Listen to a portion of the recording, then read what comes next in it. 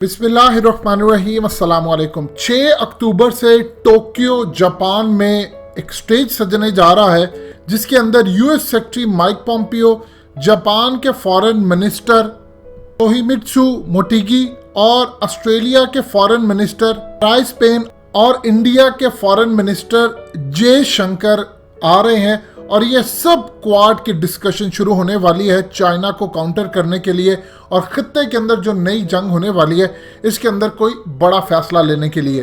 जब से जापान के नए प्राइम मिनिस्टर आए हैं सुगा, इनके आने के बाद अब तक की ये सबसे बड़ी डिप्लोमेटिक मीटिंग और इवेंट होने जा रहा है।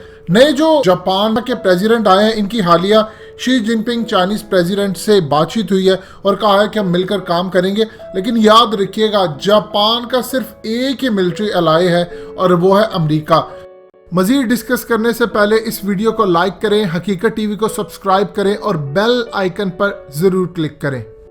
ये वो भूल गया है कि उसने क्या किया था दूसरी जंग अज़ीम में, उसके कितने लोग मारे थे, वो ये सब भूल गए हैं क्योंकि कोई परमानेंट दोस्त नहीं होता, कोई परमानेंट दुश्मन नहीं होता। जो नए प्राइम मिनिस्टर इस वक्त आए हैं जापान के, ये असल में इनएक्सपीरियंस है, लेकिन अब उनके लिए बड़ा मुश्किल है क्योंकि मामला बड़े खराब होने जा रहे हैं। चाइना इस वक्त सबसे बड़ा ट्रेडिंग पार्टनर है जबकि अमेरिका बहुत बड़ा मिलिट्री और वाहिद मिलिट्री अलाय है इस वक्त जापान का। दुनिया की दो बड़ी इकोनॉमी आपस में क्लैश करने जा रही है और जापान के सर पर है वो क्या करने जा रहा है। जाहिर सी बात है वो अमेरिका का साथ देगा और ऑस्ट्रेलिया, इंडिया, अमेरिका और जापान अब मिलकर स्ट्रेटजी फाइनल करने जा रहे हैं कि किस तरह चाइना को इंडो पैसिफिक के अंदर कवर करना है। ये 1 साल पहले भी इन्होंने फैसला किया था, मीटिंग्स हुई थी, मामला हुआ था, लेकिन अब सूरत हाल मुकम्मल तौर पर डिफरेंट है। इस वक्त चाइना और इंडिया के दरमियान जो फड्डा है, इस वक्त चाइना की फौज ने 2000 किलोमीटर तक की रेंज के डिफरेंट अपने लॉन्ग रेंज वाले और शॉर्ट रेंज वाले मिसाइल तिब्बत में, शीजिंगजान और दूसरी जगहों पर तैनात किए जब से लद्दाख का मामला गर्म हुआ है। इंडिया ने भी उसके मुकाबले के अंदर 500 किलोमीटर की रेंज का ब्राह्मोस क्रूज मिसाइल, 800 किलोमीटर की रेंज का निर्भय क्रूज मिसाइल और उसके साथ आकाश जो सरफेस टू एयर मिसाइल है उसको तैनात कर दिया है, जो कि करीबन 40 किलोमीटर तक भी इस वक्त मिसाइल फायर कर सकता है, यानी उसकी जो रेंज है वो 40 किलोमीटर तक है। सूरत हाल के अंदर इंडिया ने भी 3 बड़े मिसाइल तैनात किए हैं और चाइना ने भी काफी मिसाइल तैनात किए हैं।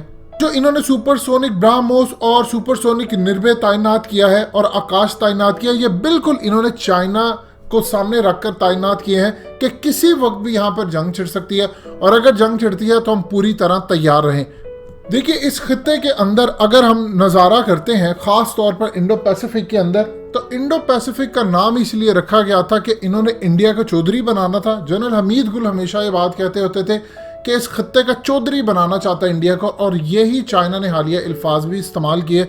उन्होंने ये बात कही, भारत एक कागजी शेर है जिसको वॉशिंगटन की ट्यून पर डांस करने का बहुत ज्यादा शौक है और इस शौक की वजह से वो अपने आप को शेर समझना शुरू हो गया, जबकि हम बता दें कि वो सिर्फ एक पेपर टाइगर है, यानी कागजी शेर है। कि आप अंदाजा कर लीजिए कि 1959 7 नवंबर को जो चाइना के उस वक्त के हुक्मरान ने नेहरू को लेटर लिखा था और LAC बनाई थी, चाइना ने ऐलान कर दिया है कि हमने उसको उड़ा दिया है, हम आज के बाद इसको तस्लीम ही नहीं करते। और इस सूरत हाल के अंदर इंडिया को परेशानी, इंडिया ने कहा कि हम रिजेक्ट करते हैं चाइना का क्लेम का।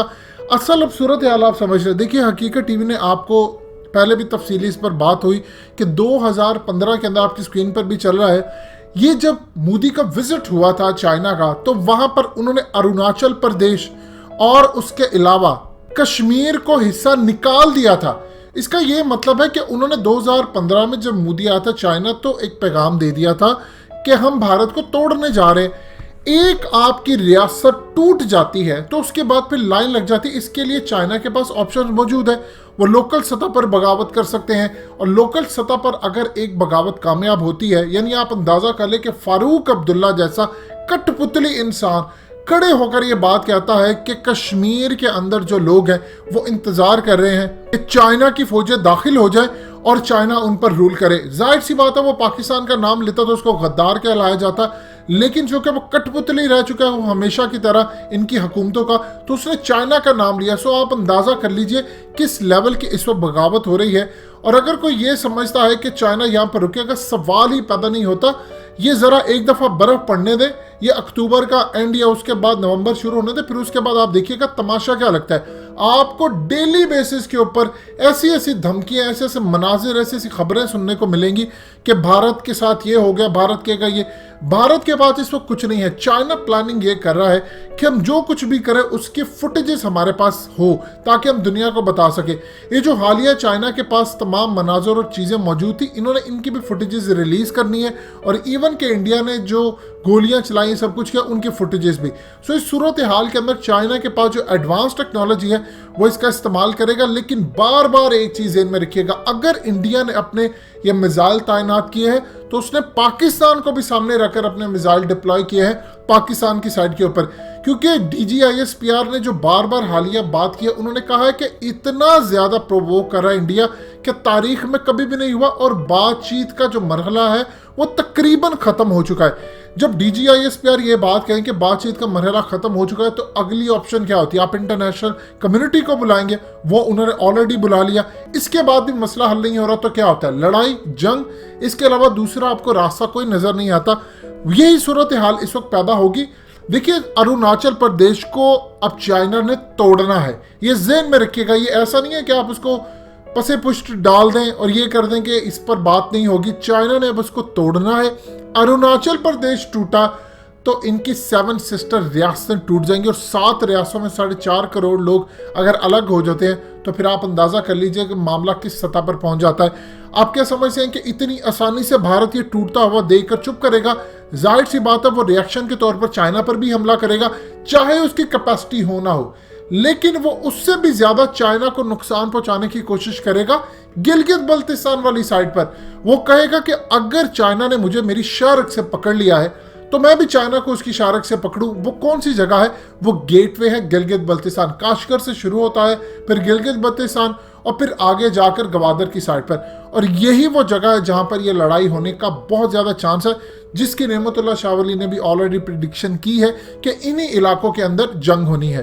पाकिस्तान भी ऑलरेडी अपने मिसाइल डिप्लॉय कर चुका है, और बहुत सारी चीज़ों में एक सिर्फ आपको इशारा देना चाहते हैं कि पाकिस्तान बहुत सारी टेक्नोलॉजी के मामले के ऊपर अगर इंडिया के साथ किसी भी छोटी झड़प है, बड़ी झड़प है, लिमिटेड जंग है, महदूद पैमाने की कुछ भी है, बहुत सारी टेक्नोलॉजीज में अब इंडिया को सरप्राइज देगा। और ये बात इंडिया को भी मालूम है। उसकी रीज़न ये है कि पाकिस्तान ने अभिनंदन वाले ये तो तमाशे सारे इंडिया को पता चले कि इनके साथ हुआ कि उनके जहाज बंद कर दिए, लेकिन इससे भी ज्यादा आगे बढ़कर एक मामला होगा जिसमें इंडिया भी अब ये काम कर रहा है कि उसने इसराइल से जो हैरन UAVs खरीदे हैं, ड्रोन्स और ये दूसरी चीजें, वो भी इसको अब अपग्रेड कर रहा है ताकि कम्युनिकेशन का बेटर सिस्टम मिले और इसराइल की जानिब से जो हिदायत आए वो इस पर अमल करते हुए हमला करे। इस वक्त इसराइल के जो तैनात हैं इनके ड्रोन्स या तमाम सैटेलाइट सिस्टम, उसके तहत ये पूरी तरह मॉनिटर कर रहे हैं क्योंकि उनके पास बहुत ज़्यादा एडवांस टेक्नोलॉजी। दुनिया के अगर सबसे बेहतरीन ड्रोन्स अगर कहीं से आते हैं तो वो इसराइल से आते हैं। अमेरिका भी बहुत अच्छे बनाता है, लेकिन इसराइल के ड्रोन्स की एक अपनी अफादियत है। लिहाजा इस सूरत हाल के अंदर पाकिस्तान को हर तरह से मोहतात रहने की जरूरत है और यही आने वाले वक्त में होने जा रहा है। दोस्तों, हकीकत टीवी को सब्सक्राइब करना मत भूलिए, वीडियो को लाइक करें, शेयर करें और कमेंट सेक्शन में अपनी राय का इजहार जरूर करें।